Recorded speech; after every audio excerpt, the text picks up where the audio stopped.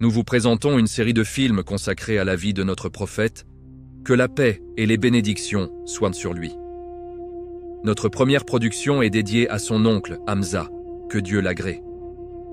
Ô Hamza, marche lentement, car tes pas font même trembler la mort elle-même.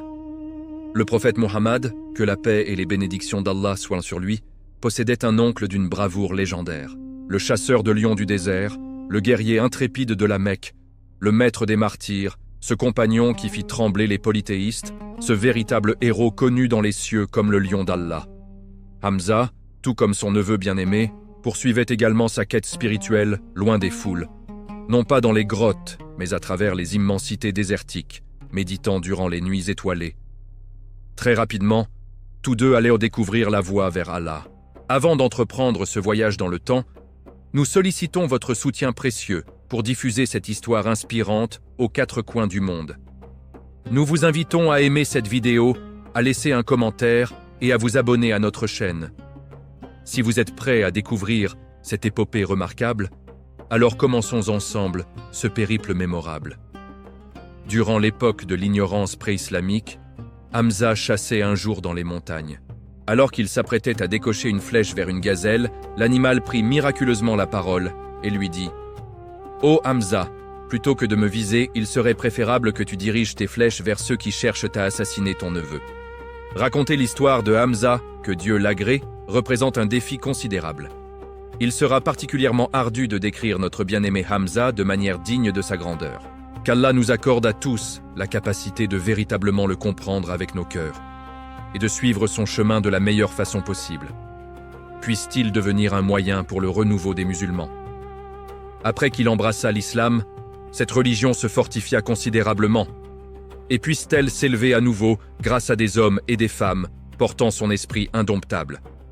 Selon les récits historiques, Hamza vit le jour à la Mecque en l'an 570. Sa mère était la fille de Wahab et également la sœur d'Amina, la vénérée mère de notre prophète. Que la paix et les bénédictions soient sur lui. Puisque tous deux furent allaités par Tuwayba, la servante d'Abu Lahab, il devint ainsi le frère de lait de notre prophète. Ils furent également des amis très proches durant leur enfance et leur jeunesse, partageant de nombreuses aventures dans les ruelles de la Mecque. 6 années s'étaient écoulées depuis que notre prophète, que la paix et les bénédictions soient sur lui, avait reçu la première révélation divine. Les polythéistes de la Mecque, incapables d'accepter l'ascension fulgurante de l'islam, employaient tous les stratagèmes imaginables pour contraindre les croyants à renoncer à leur foi nouvelle. Plus ils constataient que leurs membres les plus respectés et dignes de confiance entraient dans le cercle de la foi véritable, plus leur fureur s'intensifiait dangereusement. Persuadés qu'ils pourraient détourner le prophète, que la paix et les bénédictions soient nées sur lui de son chemin divin, ils le suivaient constamment, le soumettant à diverses pressions psychologiques et à différentes formes de torture physique et morale. Durant la 6e année de sa mission prophétique, un jour ordinaire près de la colline de Safa, les chefs des polythéistes guettaient une opportunité favorable pour nuire au prophète, que la paix et les bénédictions soient sur lui. Abu Jahl, accompagné d'Adra ibn Amra et d'Uqba ibn Abi Muayt, l'intercepta avec des intentions malveillantes. Ils commencèrent par lui lancer des insultes particulièrement viles et blessantes. Ne s'arrêtant pas là dans leur cruauté, ils jetèrent de la terre sur sa tête bénie et des immondices sur son corps pur. L'un d'entre eux alla même jusqu'à poser son pied sur son cou noble. Après l'avoir torturé de toutes les manières possibles, ils abandonnèrent le prophète. Que la paix et les bénédictions soient sur lui. L'incarnation même de la miséricorde et de la patience se releva sans riposter ni prononcer la moindre parole de colère, puis rentra chez lui avec une dignité remarquable. Après qu'Abu Jahl et ses complices eurent quitté les lieux, le prophète se dirigea vers les polythéistes rassemblés près de la Kaaba sacrée. Entre-temps, un serviteur d'Abdallah ibn Judan avait été témoin de toute la scène et avait entendu les insultes abjectes proférées par Abu Jahl. À ce moment précis, l'oncle du prophète, que la paix et les bénédictions soient sur lui, Hamza, qui était parti chasser dans le désert, revenait avec son épée à son côté et son arc autour du cou. Selon son habitude, après ses expéditions de chasse, il effectuait toujours les circumambulations rituelles autour de la Kaaba, visitait les rassemblements de Quraïsh, participait à quelques conversations, puis rentrait chez lui. Ce jour-là particulier, alors qu'il se dirigeait vers la Kaaba après sa chasse, il croisa le serviteur qui avait assisté à l'intégralité de l'incident tragique. Le serviteur, submergé par la colère et l'émotion, s'exclama « Ô père d'Umara, si tu avais vu ce qu'Abou Jahl et ses hommes ont infligé à ton neveu Muhammad, tu n'aurais pas pu le supporter. » Hamza fut profondément ébranlé par ces paroles. Sans attendre que le serviteur poursuive son récit, il demanda avec insistance « Qu'est-ce qu'ils lui ont fait exactement ?» En désignant l'endroit où ils avaient torturé le prophète, le serviteur répondit « Ils l'ont trouvé assis juste là-bas, ils l'ont tourmenté cruellement, l'ont insulté de la pire des façons, puis sont partis comme si de rien n'était. » Hamza demanda alors avec gravité « As-tu vu cela de tes propres yeux ?»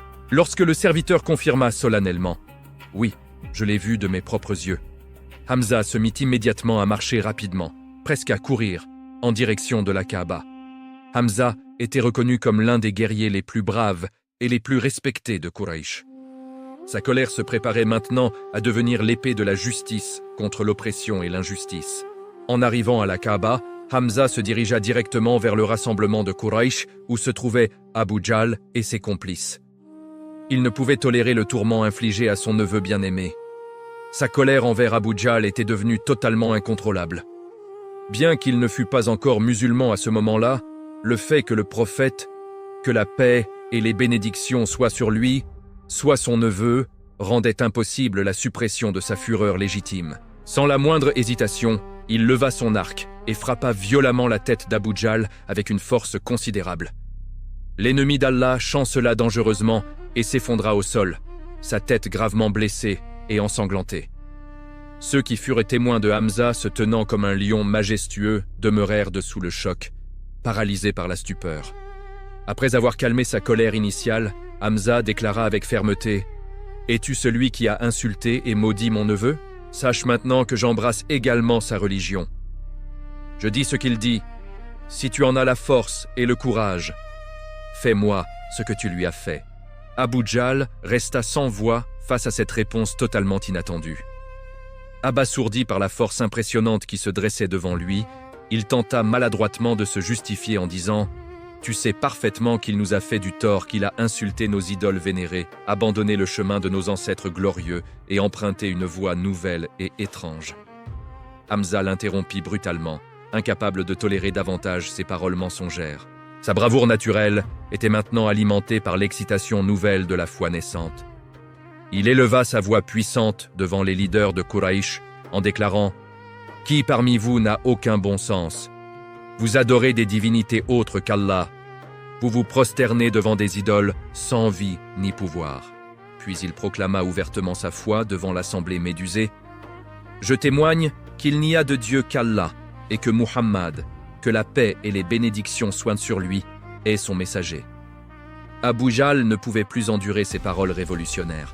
Ses hommes se levèrent pour le défendre en disant « Ô Hamza, nous constatons que tu as abandonné la religion de tes ancêtres. » Hamza répondit courageusement « Et alors si je l'ai abandonnée ? La religion de Muhammad, que la paix et les bénédictions soient sur lui, est la vérité absolue. Par Allah, je ne le quitterai jamais. Si vous êtes sincères dans vos paroles, alors venez et essayez de m'en empêcher. » Face à une telle détermination inébranlable et une telle fermeté, les polythéistes n'avaient plus rien à dire. Abou Jahl se tourna vers ses hommes et dit d'une voix étrangement calme « Laissez le père d'Umara tranquille. Ce qu'il a fait et dit, je l'ai mérité. J'ai prononcé des paroles maléfiques contre son neveu. » Il prononça ces mots dans une tentative désespérée d'éloigner Hamza du prophète, que la paix et les bénédictions soient sur lui, et de le ramener de son côté. Hamza quitta les lieux tel un commandant victorieux revenant d'une bataille triomphante. Cependant, en chemin, Satan commença à murmurer des doutes insidieux dans son cœur. « Toi, un noble leader de Quraïsh, tu as maintenant suivi quelqu'un qui s'est détourné des coutumes de ses ancêtres ? Tu as abandonné la religion que tes aïeux ont vécue et pour laquelle ils sont morts. Était-ce vraiment le bon choix ?» Pour surmonter son hésitation troublante, Hamza se rendit à la Kaaba et se tourna vers son Seigneur dans une prière sincère. « Ô Allah, si ce chemin que j'ai emprunté est la vérité, Alors fortifie mon cœur et éloigne mes doutes, ou montre-moi un signe, une lumière qui me guidera vers la certitude. » Cette nuit-là, il dormit d'un sommeil agité. Le lendemain matin, il partit à la rencontre du prophète, que la paix et les bénédictions soient sur lui. Lorsqu'il arriva auprès de lui, il partagea tout ce qui s'était passé en détail. Le prophète, que la paix et les bénédictions soient sur lui, pria pour lui avec ferveur, lui prodigua de précieux conseils et l'instruisit sur les fondements de l'islam. Il lui expliqua le châtiment de l'enfer réservé aux mécréants et les bénédictions infinies du paradis promises aux croyants. En entendant ces paroles bénies et lumineuses, le cœur de Hamza fut rempli d'une lumière éclatante. Les murmures perfides de Satan s'évanouirent complètement.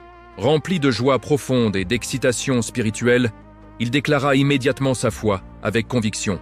« Ô mon neveu, je témoigne que tu es véridique et sincère. Maintenant, enseigne-moi ta religion dans les moindres détails. » Le prophète, que la paix et les bénédictions soient sur lui, lui expliqua méticuleusement tous les principes de la vraie religion et l'encouragea avec des paroles de soutien réconfortantes.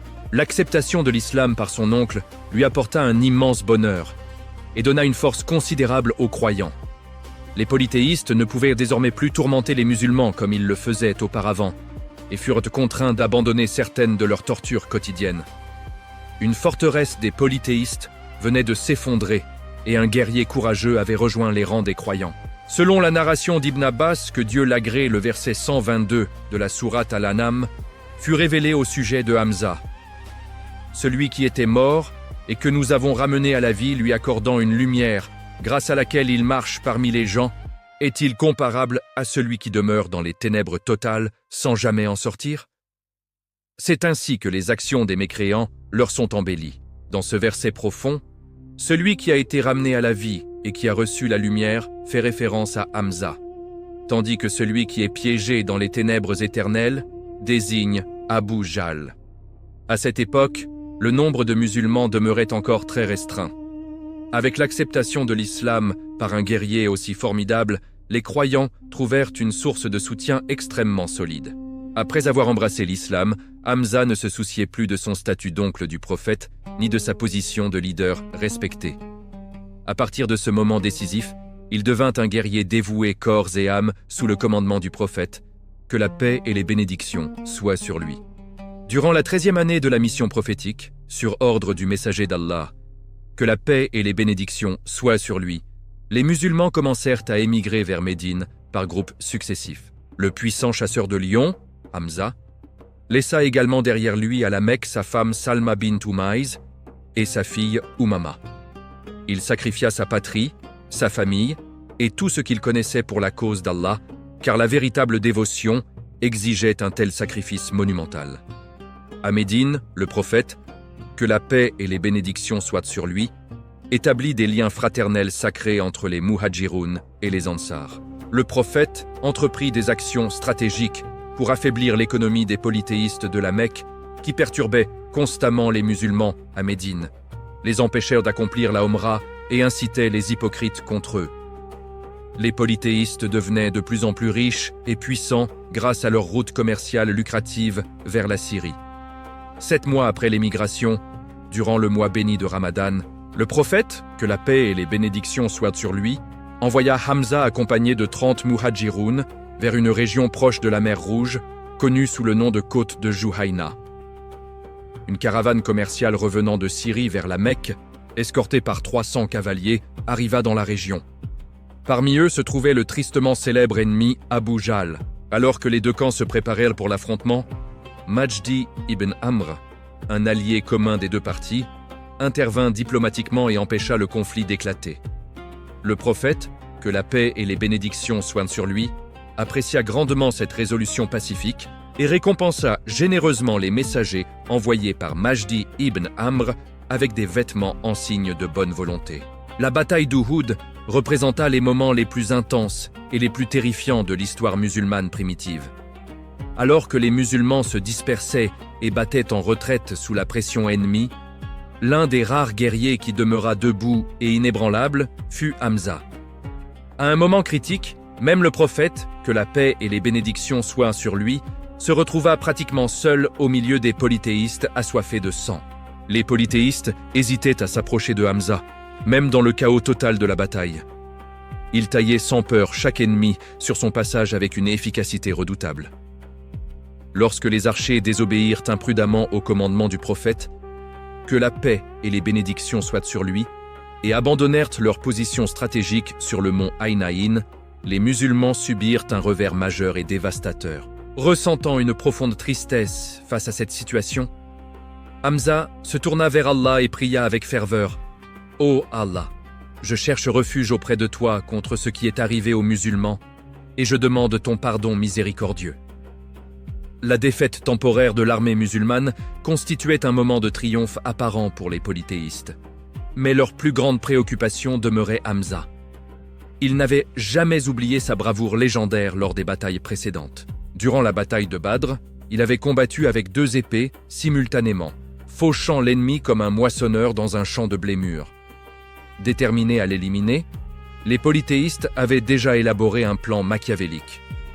Pour assassiner Hamza, les polythéistes choisirent un esclave abyssin particulièrement habile nommé Wahshi.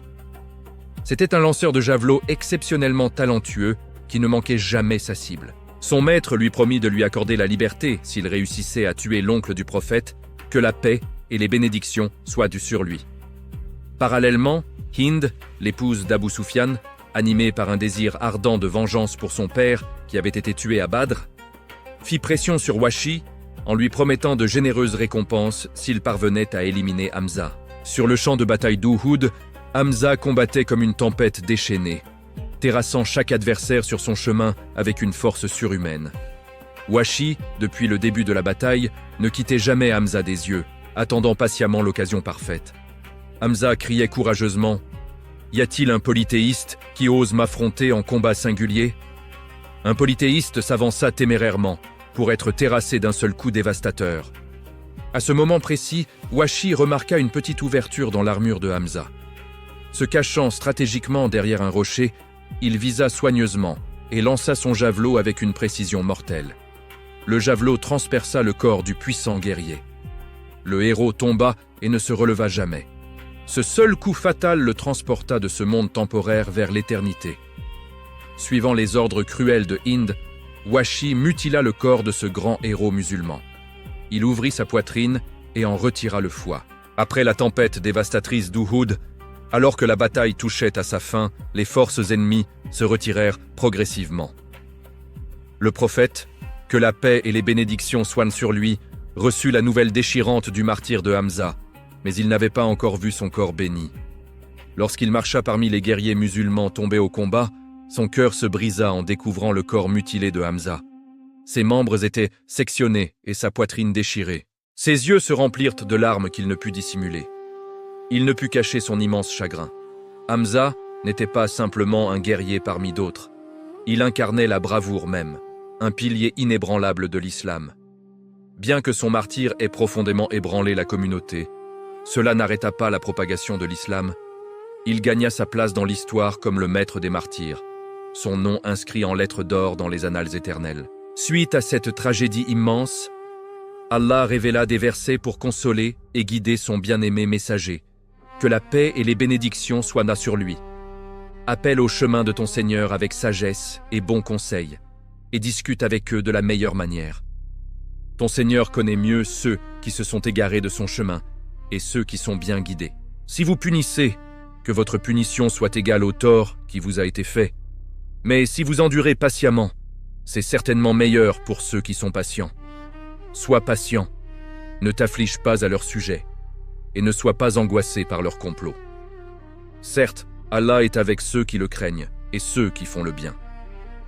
À ce moment déchirant, le tante du prophète, que la paix et les bénédictions soient sur lui, et sœur de Hamza, Safiya, arriva sur le champ de bataille.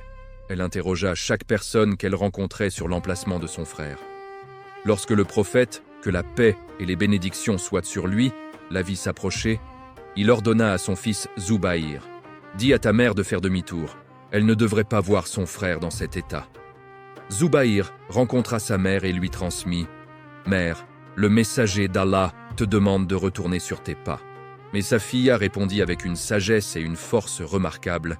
« Si vous voulez que je fasse demi-tour pour que je ne vois pas ce qui lui a été fait, sachez que je suis déjà consciente que le corps de mon frère a été mutilé. Il a subi ce sort dans le chemin d'Allah. Nous sommes préparés à endurer des épreuves encore plus grandes dans le sentier d'Allah. Nous resterons patients et chercherons notre récompense auprès d'Allah. » Lorsque Zubayr transmit les paroles de sa mère au prophète, que la paix et les bénédictions soient sur lui, celui-ci l'autorisa à poursuivre son chemin. Safiya s'assit auprès du corps de son frère en silence. Avec un soupir profond et douloureux, elle pleura. Une telle douleur était difficile à supporter pour n'importe quel cœur humain. En la voyant dans cet état, le prophète, que la paix et les bénédictions soient sur lui, ne put retenir ses propres larmes.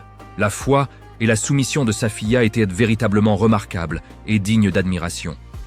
Elle récita le verset qui reflète la patience d'un croyant face aux calamités.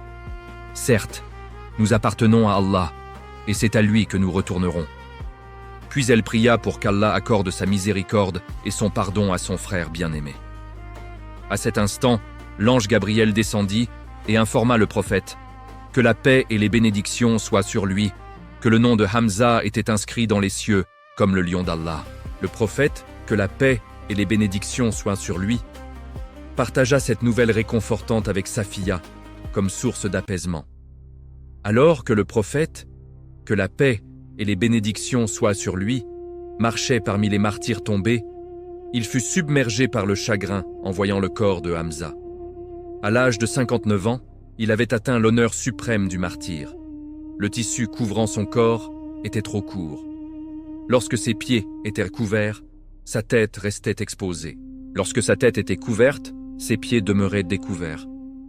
Le prophète, que la paix et les bénédictions soient sur lui, ordonna. Couvrez son visage, puis un morceau de tissu fut placé sur ses pieds. Levant la tête, il regarda ses compagnons et voyant leur visage baigné de larmes, il demanda avec douceur « Pourquoi pleurez-vous ainsi ?» Les compagnons répondirent d'une voix brisée « Ô messager d'Allah, nous pleurons parce que nous n'avons pas pu trouver un linceul approprié pour ton oncle. » Le prophète, que la paix et les bénédictions soient sur lui, les réconforta en disant « J'ai vu les anges le laver eux-mêmes. » Avec la conquête glorieuse de la Mecque, l'islam remporta une victoire monumentale. Le prophète, que la paix et les bénédictions soient sur lui, ordonna l'exécution de plusieurs hommes et femmes qui avaient causé des torts graves à l'islam. Parmi ces femmes figurait Hind bint Utba, l'épouse d'Abu Sufyan, qui avait orchestré l'assassinat de Hamza. Cependant, après qu'Abu Sufyan eut embrassé l'islam, Hind fit de même. Toutefois, elle craignait de révéler ouvertement sa conversion. Se déguisant, elle rejoignit secrètement les femmes qui prêtaient serment d'allégeance au prophète, que la paix et les bénédictions soient sur lui. Lorsqu'elle arriva devant lui, elle découvrit son visage et révéla son identité véritable. Elle admit ses crimes passés et exprima ses profonds regrets, déclarant qu'elle avait accepté l'islam sincèrement. Le prophète, que la paix et les bénédictions soient sur lui, accepta sa repentance et l'inclut dans le serment d'allégeance avec les autres femmes, manifestant ainsi la miséricorde infinie de l'islam. Après la conquête de la Mecque, Washi s'enfuit à Taïf par peur et s'y installa. Cependant, lorsque les habitants de Taïf se rendirent plus tard à Médine et embrassèrent collectivement l'islam, il se sentit piégé et agité. Il déménagea alors en Syrie. Entre-temps, l'héritage de Hamza, qui avait écrit une histoire inoubliable d'héroïsme et de dévotion dans l'islam, continuait de rayonner. Il demeurait connu comme le maître des martyrs, que Dieu l'agrée. Le prophète, que la paix et les bénédictions soient sur lui, désirait ardemment que Washi, l'homme qui avait martyrisé son oncle bien-aimé, trouve la guidance divine et sauve son au-delà. Il lui envoya donc une lettre contenant un verset de la sourate Al-Furqan. Ils n'associent personne à Allah, ne prennent pas une vie qu'Allah a rendue sacrée sauf en toute justice et ne commettent pas la fornication. Quiconque fait cela subira les conséquences. Le prophète, que la paix et les bénédictions soient sur lui, l'appelait à se repentir. Cependant, Washi hésita profondément en disant « J'ai tué un homme brave comme Hamza, quelqu'un comme moi peut-il vraiment être pardonné ?» Il refusa de venir. Le prophète, que la paix et les bénédictions soient sur lui, lui envoya alors une deuxième lettre contenant cette fois un verset de la sourate An-Nisa. Certes, Allah ne pardonne pas qu'on lui associe quoi que ce soit, mais il pardonne tout le reste à qui il veut. Quiconque associe à Allah commet un péché immense. Pourtant, Wahshi ne pouvait toujours pas croire qu'il pourrait être pardonné.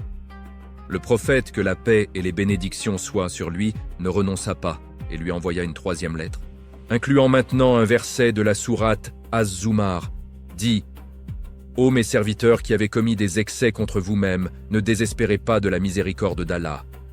Certes, Allah pardonne tous les péchés, il est le très pardonneur, le très miséricordieux. » En lisant ce verset empli d'espérance, Wahshi fut rempli d'une lumière nouvelle.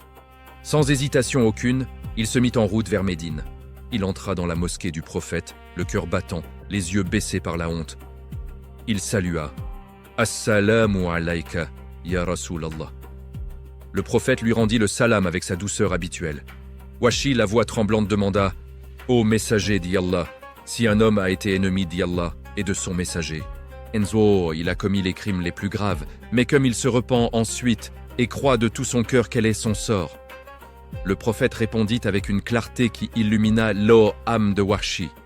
Celui qui croit en Allah et se repent sincèrement, Allah lui pardonne et le considère comme un frère en islam. Des larmes coulèrent sur les joues de Wahshi. Il déclara « J'y atteste que il y a de divinité qu'Allah et que tu es son messager. Je me repens de tout mon passé. Je suis Wahshi. » En entendant ce nom, le prophète se souvint de la mutilation de son oncle bien-aimé. Ses yeux s'embuèrent de larmes. Wahshi, terrifié, crut sa fin venue. Mais à cet instant, Jibril descendit et transmit le message divin. « Ô Muhammad, si un idolâtre qui a passé sa vie à combattre, mes serviteurs prononcent une seule fois la shahada avec sincérité, je lui pardonne. Wahshi s'est repenti et croit en toi. Je lui ai pardonné. Pardonne-lui toi aussi. » Le prophète, obéissant à Allah, annonça à Wahshi « Allah t'a pardonné, tu es désormais mon frère en islam. » Puis, avec une honnêteté empreinte de douleur humaine, il ajouta « Cependant, chaque fois que je te verrai, je me souviendrai de mon oncle Hamza, et mon cœur souffrira. Par respect pour moi, évite de te présenter devant mes yeux. » Wahshi, submergé de gratitude et de respect, accepta et ne parut plus jamais directement devant le prophète. Mais son repentir ne resta pas en parole. Lorsque Moussaïlama al-Kadhdab prétendit être prophète, Wahshi rejoignit l'armée d'Abou Bakr lors des guerres de la Ridda. À la bataille d'Yamama, il lança la même lance qui avait tué Hamza. Cette fois, elle atteignit Moussaïlama en plein cœur, mettant fin à la fitna. Wahshi dit alors « J'ai tué le meilleur des hommes par ignorance, et j'ai tué le pire des hommes par obéissance. J'espère qu'Allah fera que l'un compense l'autre. » Ainsi, la miséricorde d'Allah transforma un assassin en sauveur de l'islam. L'histoire de Hamza, le lion d'Allah et maître des martyrs, continue d'inspirer les cœurs. Sa patience, son courage, son sacrifice rappellent que le martyr est la plus haute station après la prophétie. Safiya nous enseigne la soumission face à la perte la plus cruelle. Inde nous montre que même les crimes les plus odieux peuvent être effacés par un repentir sincère. Et Wahshi nous prouve que la porte de la Rahma reste ouverte jusqu'au dernier souffle, tant que le cœur revient à Allah. Ô Allah, fais de nous des serviteurs patients comme Hamza, soumis comme Safiya, repentant comme Hind et Wahshi. Accorde-nous le martyr dans ton chemin si tu le veux, ou une mort sur la foi pure. Réunis-nous avec Hamza, avec tous les martyrs d'Uhud, avec le prophète dans les jardins de Firdaus al-A'la. Et que ta paix et tes bénédictions soient sur Muhammad, le maître des prophètes et des martyrs, jusqu'au jour du jugement. Amin.